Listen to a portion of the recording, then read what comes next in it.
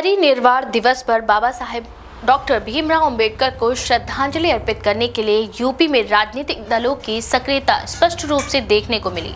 लखनऊ, नोएडा और प्रदेश के अन्य हिस्सों में हर प्रमुख दल ने अंबेडकर को नमन किया, लेकिन इस दौरान दलों की राजनीतिक रणनीति भी उजागर हुई।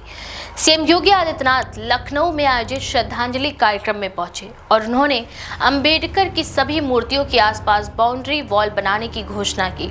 इसके साथ ही उन्होंने ये भी कहा कि चतुर्थ श्रेणी के कर्मचारियों को न्यूनतम मानदेय जल्द ही मिलेगा। उनका संदेश साफ था कि अगर अंबेडकर की विरासत का सम्मान किया जा रहा है और प्रशासन उनके नाम पर बने ढांचों और पार्कों का जीर्णोद्धार कर रहा है।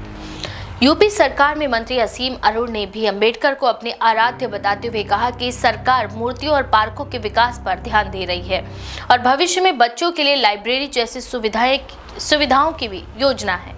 उन्होंने विपक्ष पर भी तंज कसते हुए कहा कि सपा सरकार में दलितों के लिए बनाई गई योजनाओं को बंद कर दिया गया था। साथ ही ये भी आरोप लगाया कि सपा दलित समाज के हितों की दिशा में लगातार काम नहीं कर रही थी। वहीं बहुजन समाज पार्टी यानी बीएसपी ने अंबेडकर पर श्रद्धांजलि देने के बहाने बीजेपी और सपा दोनों पर ही निशाना साधा। बसपा के यूपी अध्यक्ष विश्वनाथ पाल ने कहा कि सपा ने मायावती के समय बनाए गए जिलों के नाम बदल दिए और ये दलित समाज का अपमान है। उन्होंने ये भी कहा कि बीजेपी ने भी नाम बदलने की प्रक्रिया को पूरी तरह से सही ढंग से नहीं किया। फैजाबाद का नाम अयोध्या और इलाहाबाद का प्रयागराज कर दिया गया, लेकिन मायावती के समय बनाए गए किसी भी नाम को संरक्षित नहीं किया गया। साथ ही उन्होंने इसे सिर्फ राजनीतिक स्टंट बताया और दलित समाज की भावनाओं के साथ खिलवाड़ करार दिया। सपा ने भी परिनिर्वाण दिवस पर कई जगह कार्यक्रम आयोजित किए ताकि दलित समाज से जुड़ाव दिखाया जा सके। राष्ट्रीय प्रमुख महासचिव अंबेडकर वाहिनी समाजवादी पार्टी के सत्यपाल ने कहा कि लखनऊ में सपा की श्रद्धांजलि सभा की सारी परमिशन पूरी थी, लेकिन भाजपा सरकार ने इसे रद्द कर दिया। उनका दावा था कि सपा दलित समाज के लिए लगातार कार्य कर रही है और सरकार इस वजह से बाधा डाल रही है। वरिष्ठ पत्रकार नवलकांत सिन्हा ने इस अवसर पर कहा कि दलित वोट बैंक अब किसी एक दल का नहीं रह गया। 2024 के चुनावों के नतीजों के बाद सभी राजनीतिक पार्टियों ने इसकी अहमियत समझ ली है। परिनिर्वाण दिवस सिर्फ श्रद्धांजलि का अवसर नहीं था, बल्कि 2027 की राजनीतिक दिशा का संकेत भी देता है। इस दिन को लेकर प्रदेश भर में अंबेडकर की मूर्तियों और स्मारकों के आसपास श्रद्धांजलि कार्यक्रम आयोजित किए गए। इनमें न केवल राजनीतिक दलों के नेता शामिल हुए, बल्कि स्थानीय लोग भी उपस्थित रहे। सीएम योगी आदित्यनाथ ने कहा कि अंबेडकर की सोच और उनके द्वारा स्थापित सामाजिक न्याय के सिद्धांत को आगे बढ़ाने का प्रयास लगातार किया जाएगा।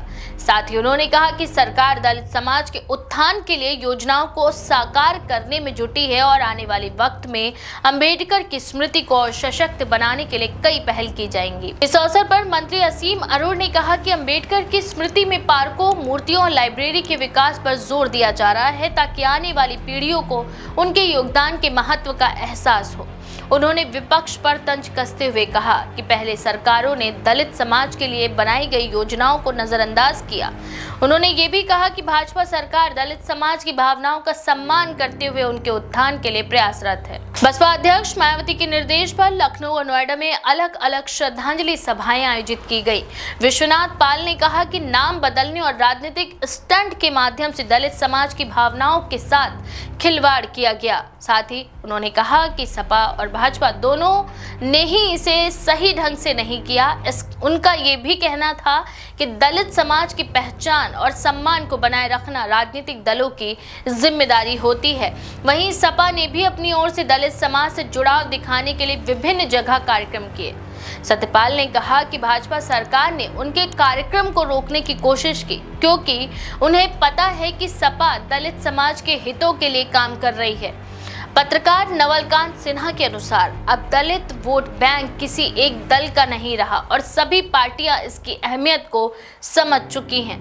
2027 की सियासत में दलित सम्मान विकास और पहचान तीनों ही मुद्दे महत्वपूर्ण होंगे। इस पूरे दिन के दौरान राजनीतिक दलों ने अंबेडकर को नमन करने के बहाने अपनी अपनी राजनीतिक प्राथमिकताएं और दलित समाज से जुड़ाव दिखाने की कोशिश की। ये स्पष्ट था कि परिनिर्वाण दिवस केवल श्रद्धांजलि का अवसर नहीं था, बल्कि आगामी चुनावों में दलित वोट बैंक को साधने की राजनीतिक रणनीति का भी हिस्सा था।